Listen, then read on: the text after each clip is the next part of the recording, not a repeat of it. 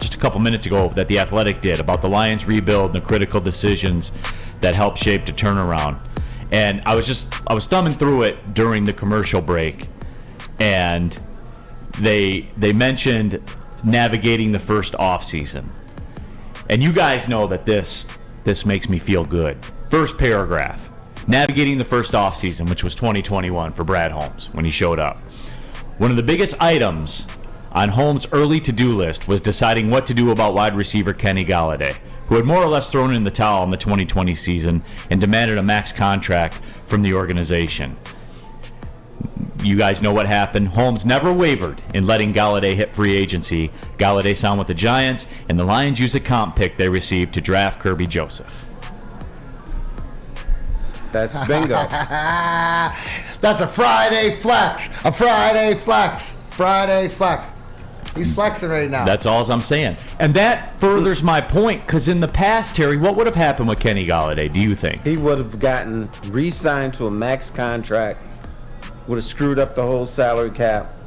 Screwed it up. That's what would happen. Yep. And they said Kenny Golladay. He wasn't scared, Terry. Yeah. He wasn't scared. They said Brad Holmes never wavered because the Lions were in salary cap hell and they had to get out. And he understood that there were going to be 2 years of financial pain, which is what, all you got to do is look at a couple websites and you could see that too. So, and we're just talking about how it couldn't have been this simple to change things, but maybe it can be. But here they are.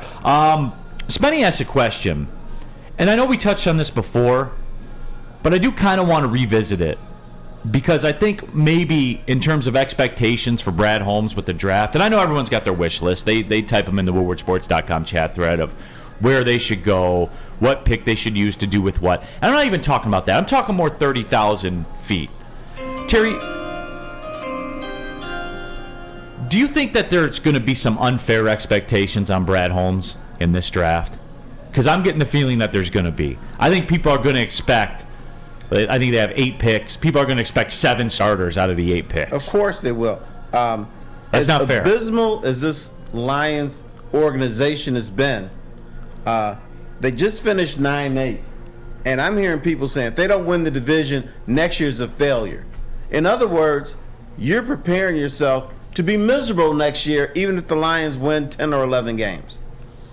This is the Detroit Lions, for heaven's sakes. They're trying to crawl out of decades of incompetence. It's no guarantee it's going to happen in 1 or 2 years. You want it to, but don't set yourself up. Well, if they don't win the division, I'm going to be miserable. No, try to enjoy the season.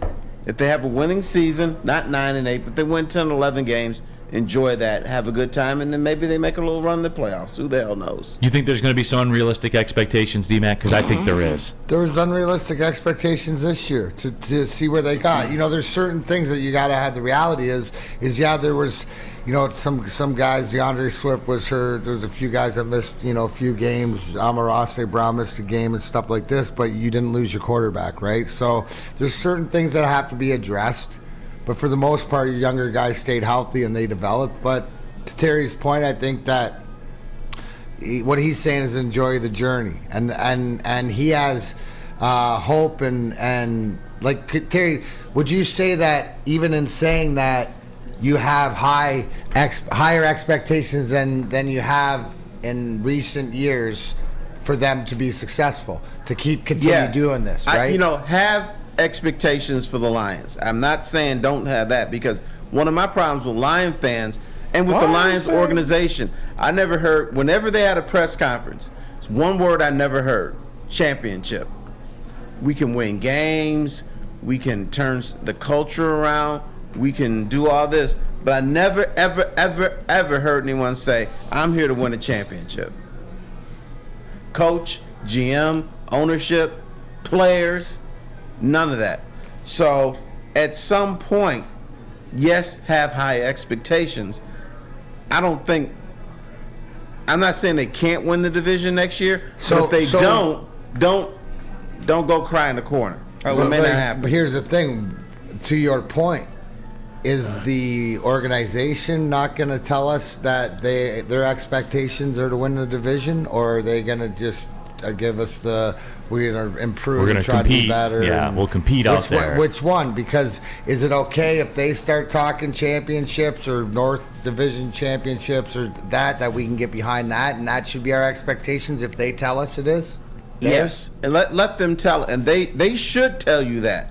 You're not in here to go 9-8. This city went nuts because the Lions were 9-8. So this has never happened before. I've seen this at least a half dozen or 10 times. They finish 9-7. They make the playoffs. They win 6 out of 8 games to end the season. This has happened before, people. So yes, I want you to have the expectations, but I guess my point is, if they don't win the division, don't go cry in the corner and say, "Oh, damn, these damn same old Lions did it to me again." Well, in that vein, Terry Foster, WoodwardSports.com chat thread, Aaron S. 12 wins and division champs, or I'm disappointed. So there you go. That's what it is out there in the streets. Harley Popolaski says, what are your thoughts on trading the number 18 pick for Marshawn Lattimore? Not interested. Let Brad Holmes cook. Again, D-Mac, here we are, and this is the first wave of it, and it's going to be like this till April. Okay. I got the Pit Bulls want to run. But to be fair, I remember he was brought up last year when he signed his $80 million contract or whatever, like this, 5 years or whatever, at $18 million. I think because we weren't in the position. Now, what if Brad Holmes decides to do that? You have to be sort of behind it and look to see that he's going to be the key to your defense then, right? Could you see more this year? I guess the question is him doing that, or it's more in the likelihood than it was last year when people wanted to sign him. Yeah, but you're talking about $23 million cap hits at the cornerback so tell spot. me why he can't sign. Tell the people why he can't make this move. Yeah, ran our parade. Because he's a $23 million cap hit at the cornerback spot. You have Jeff Okuda on your roster. Right. Obviously, he wouldn't be. Well, I know that, but I'm saying, though. And what we're going back and forth. You can't have that. Especially, too, this free agency season, and that article in The Athletic that I was just referring to talks about the fact the Lions are going to. And look, we came up with ways we could get it to about 40 playing our little GM game. The Athletic mentions they're probably going to have about 30-ish million in cap space. It's the most the Lions franchise has ever had in their existence. So think about that for a minute. No. I'm not saying that. I'm saying there wouldn't be any more. Right. Guys, I know this isn't popular. And I know that everybody thinks it's fantasy football. And every move you make, you just say, well, I'm going to go get, quarterback X in the 6th. Going to go get Kirk Cousins in the 6th round. That's how I'm going to run my fantasy team. Right. That's because the production's guaranteed from Kirk Cousins in the 6th round. This isn't a final piece. This isn't a final piece yet. But they're not there yet financially. So can we play hypothetically? Yes. If he was the final piece to the puzzle, that it was set up, that the team was there, and then this was the scenario that you were in. With the 18, different story. Then it would be. Then you'd have to. Then the conversation would be. Are we a cornerback away? No. Right, or safety or whatever like that. Then the conversation you're going to listen. And you know what, D-Mac and Terry? Here's where I'm a little bit different. I'm going to let Brad Holmes take a shot first.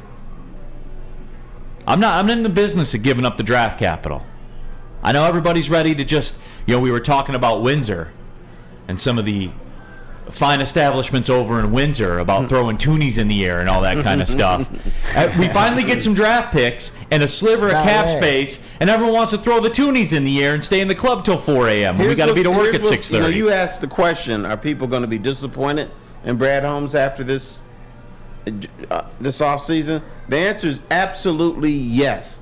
Because you know why? He's not going to trick around and do stupid stuff. No. He knows, like XYYX says, we are a defense away. Even with the pieces that Brad Holmes put in place, they are still a defense away.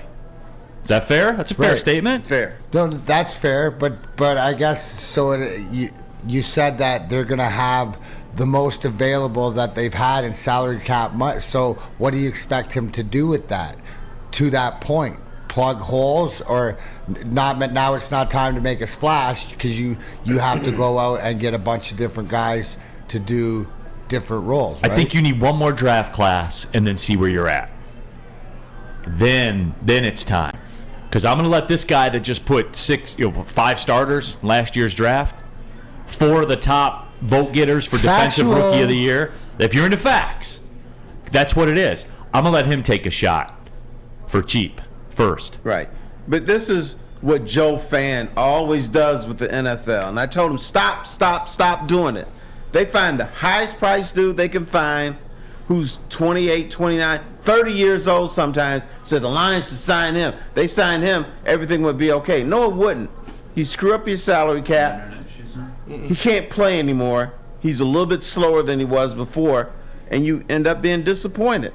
Right. It's the Damian Woody effect. And free agency in the NFL is different. You have to hit. It has to be a hit, because it's a double-edged penalty if you miss. You lose out the cap space, and you have the ineffective player on your roster at that cap number. It has to be a hit. They're not there yet. And we're going to be doing this show, so just you guys get ready. Everybody in the room get ready. We're going to be having this conversation on pretty much a daily basis all the way up until April. So Okay. I can take it. I can take it. In other words, buckle up. Yeah, I'll stand here and I'll do it over again and over again and over again and over again. Raining on everybody's parade. Taylor. I'm mentally stronger From than here you till are. April. But you know what? I support the young man today. Yes, he's a fine young man. The NFL is a young man's league.